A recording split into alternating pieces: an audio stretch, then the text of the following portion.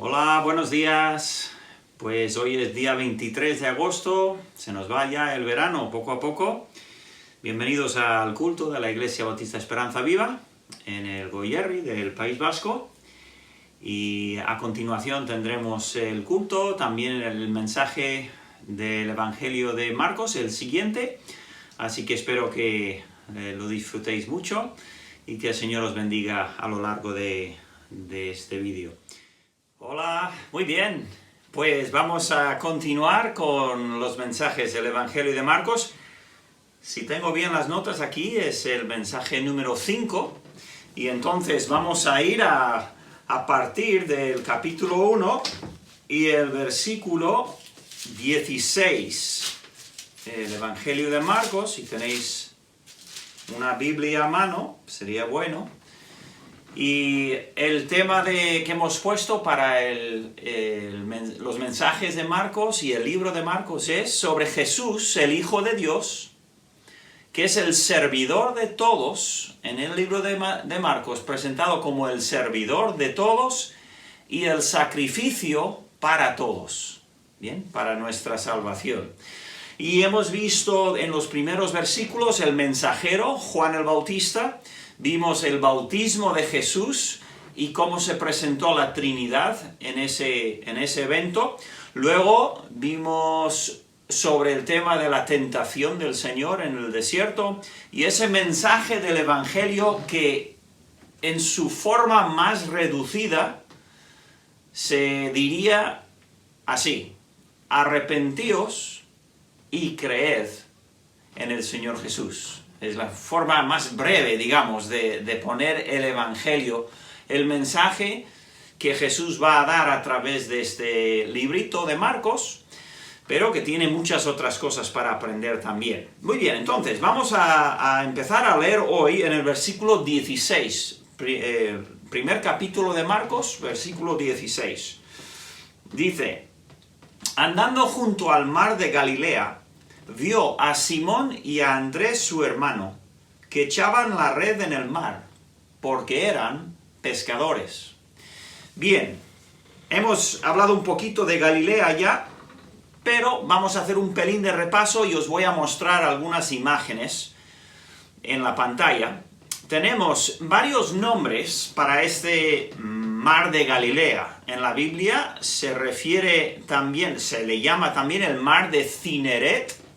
En el Antiguo Testamento se llama también el lago de Genesaret.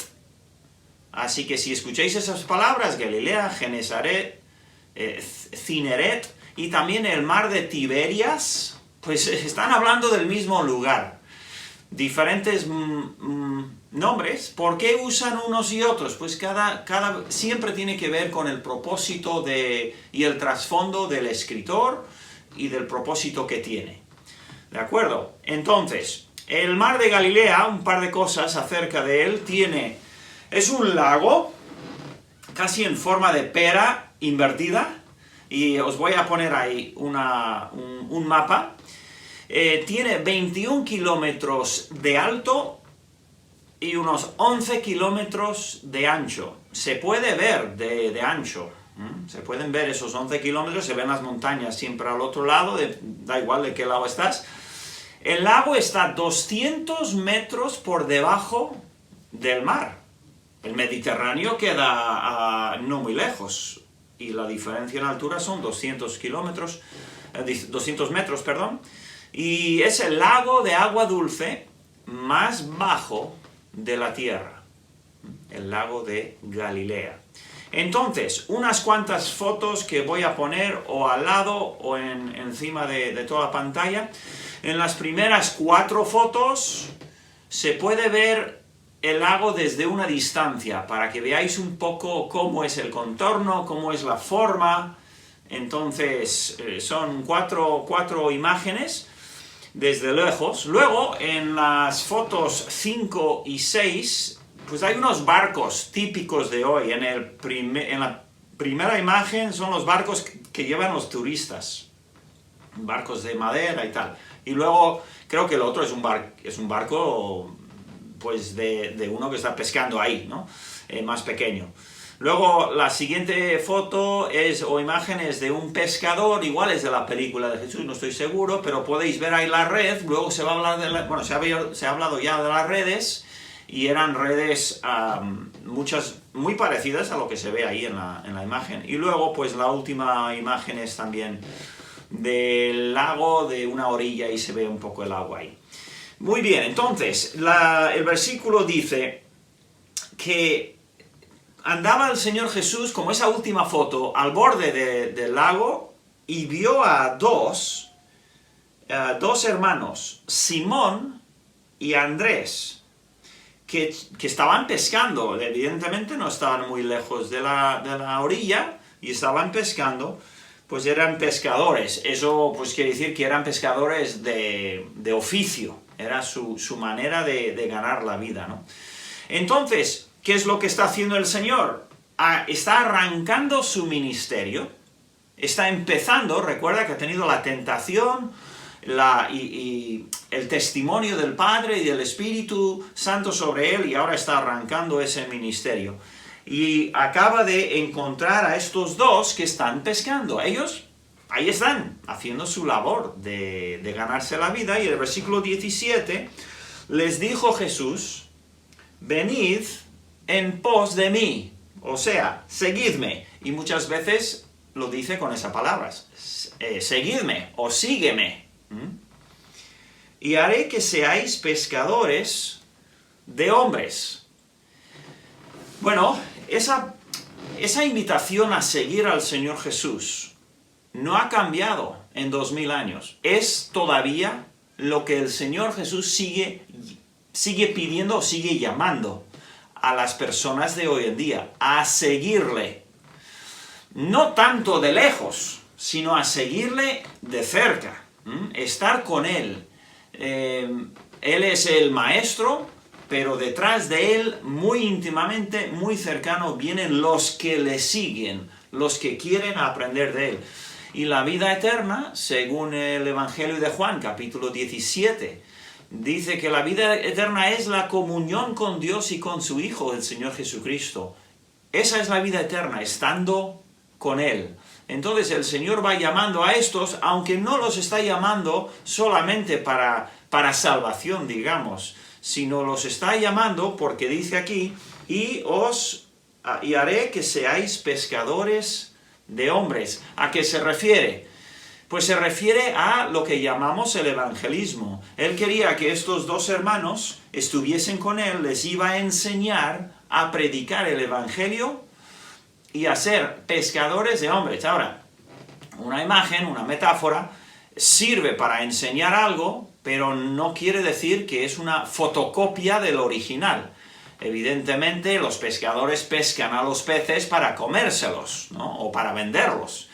Y eso no es lo que hace el creyente, no es lo que hace el evangelista, que habla del Señor a otras personas, sino que predica, es pescador, pescando, digamos, a los hombres y a las mujeres para salvación, no para consumir, para salvarles del mar de maldad en que se encuentran, en que nos encontramos todos.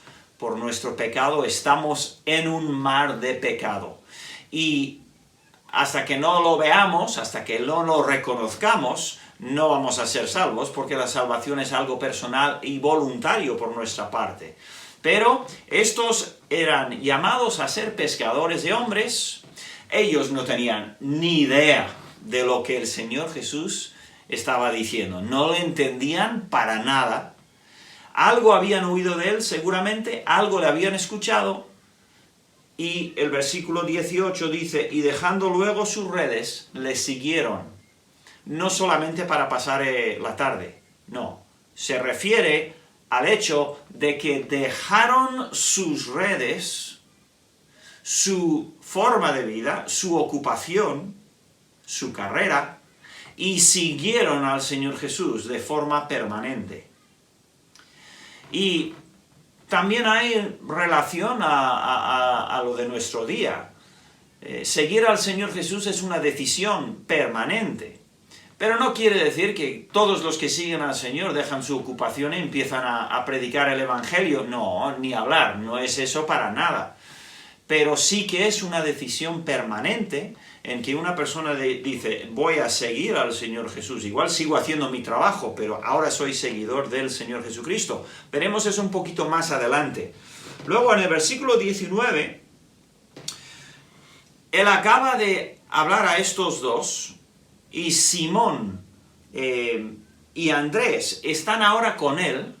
Se supone que van 3 por el camino, por la orilla, y ahí ven que hay otros 2 que están están en la orilla, también son pescadores. Y el versículo 19 dice, pasando de allí un poquito más adelante, vio a Jacobo, hijo de Zebedeo. ¿Por qué nos dice la Biblia tantísimas veces? En la Biblia, desde el Antiguo Testamento hasta el Nuevo, por muchísimos libros de la Biblia, nos da nombre de alguien y luego el padre, o la madre, o hermanos. ¿Por qué nos da eso? Porque cuando fueron escritos estos libros de la Biblia, las personas que los recibieron en su momento podían siempre verificar todo lo que se había escrito. Nosotros hoy en día, pues si nos dice hijo de Zebedeo, decimos, bueno, pues yo no sé quién es Zebedeo. Y es verdad. Pero los que leyeron esta carta al principio, ellos podían conocer a Zebedeo. Y era una manera de verificar, una manera de confirmar, de certificar lo que estoy escribiendo es la pura verdad. Entonces eso se encuentra muchísimo en los Evangelios y en otros libros de la Biblia. Dice que vio a Jacobo y a Juan, su hermano. Así que, otro par de hermanos. Ya tenemos a Simón y Andrés, ahora tenemos otros que son Jacobo y Juan. Dice, y los nombra, hijo de Zebedeo. También ellos en la barca, que remendaban las redes, no estaban pescando, habían pescado y ahí estaban pues arreglando las redes que se habían estropeado durante la pesca. Curioso, el hijo de Zebedeo. También es interesante, si vas al libro de Mateo, aquí en Marcos, y también al Evangelio de Juan, y comparas las mujeres que estaban al final cuando el Señor fue crucificado, parece, si juntas los 3 pasajes, parece ser que la madre de Juan y Jacobo era hermana de la madre de Jesús, María. Parece, lo cual quiere decir, si es cierto, pues entonces estos son primos del Señor Jesús. Pero bueno, no lo dice claro, pero es una buena posibilidad. Entonces, aquí tenemos a 4 hombres, 2 pares de hermanos. Están trabajando, están en lo suyo, en su manera de ganar la vida. Y el Señor Jesús los llama. Ahora, nos parece, por el libro de Marcos, como está escrito, nos parece que aparece el Señor Jesús, ¡pim!, sígueme, y le siguen, y no es cierto. Ellos conocían muy bien quién era Jesús. Lo que pasa es que en el libro de Marcos no tenemos todo ese detalle. Ellos ya habían oído suficiente de él, y ellos ya creían que él era un profeta extraordinario, un hombre de Dios. Y cuando él les invitó a seguirles, les siguieron. ¿Cuánto comprendían de la persona de Jesús? ¿Sabían que era el Mesías? ¿Sabían que era hijo de Dios? Pues no necesariamente. Esas cosas se van aprendiendo, ¿no? Y no necesariamente sabían todo. Y de la misma manera, hoy en día, cuando nosotros, muchas veces hay personas que ponen su fe en Cristo, han oído suficiente de Cristo para saber que es el Salvador y es el Hijo de Dios, pero hay muchas otras cosas del Señor que no saben o que no conocen. Y eso se aprende después de empezar a caminar con el Señor y a conocerle personalmente. Para nosotros, la vida cristiana es muy parecida y en algunos sentidos idéntica a la de los primeros discípulos. Es un caminar con el Señor Jesús. Ellos físicamente y nosotros espiritualmente, pero igualmente real. Bien, el último versículo para hoy es el 20. Dice, y luego los llamó. Y esta palabra luego es esa palabra que hemos visto en alguna ocasión ya, y lo vamos a ver muchas veces, que se puede traducir también inmediatamente, y enseguida, ¿vale? Y enseguida los llamó. Y dejando a su padre Zebedeo en la barca con los jornaleros, le siguieron. Bien, esto es importante, nos dice algunas cosas. Por ejemplo, ese barco no era un barquito remero de dos remos, ¿no? De una cosa. No. Este barco tenía el padre, los dos hijos y algunos trabajadores y empleados. Era un barco, parece ser, un poco grande. Lo cual quiere decir que el señor Zebedeo tenía un buen negocio. Era un pescador, digamos, comercial, ¿no? O no sé cómo se diría, un profesional que no estaba pescando solamente para dar de comer a su familia, sino que él seguramente vendía su pescado en los pueblos y en las aldeas de allí. Entonces, estos dos chicos, fíjate, los hijos del dueño, se marchan.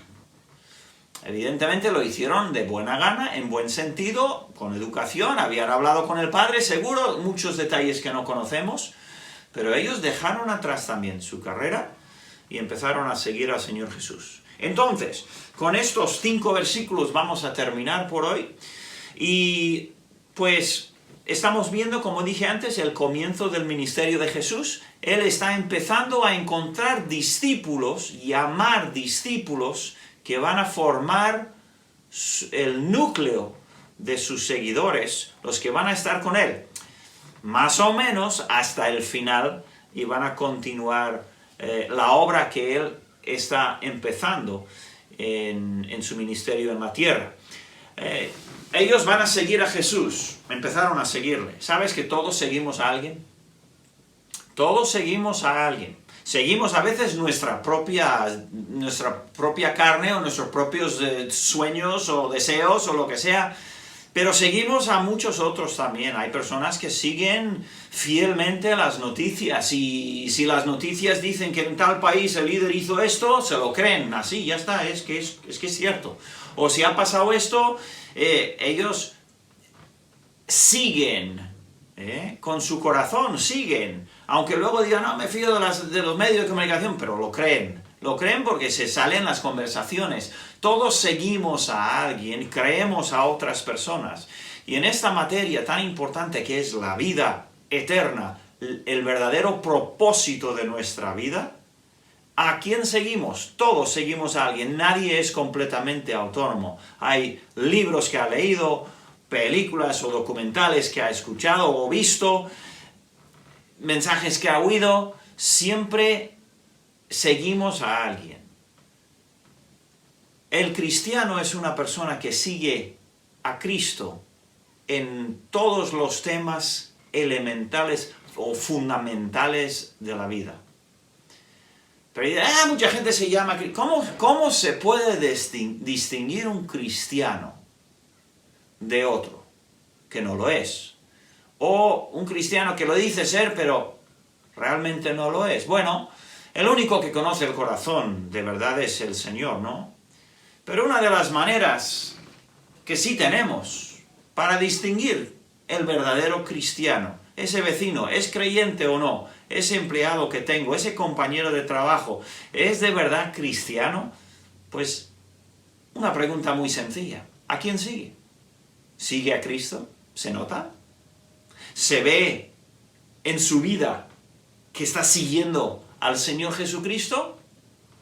¿O su vocabulario, su proceder, su actitud, los lugares donde va, las cosas que escucha? Dices, pues eso el Señor Jesucristo no haría eso. Pues ya estás contestando tu pregunta, ¿verdad? Entonces, si conocemos al Señor, si estamos caminando con el Señor Jesucristo, se va a notar en nuestra vida. Muy bien, pues vamos a dejarlo allí por hoy, y que tengáis muy buena semana, que Dios os bendiga. Agur.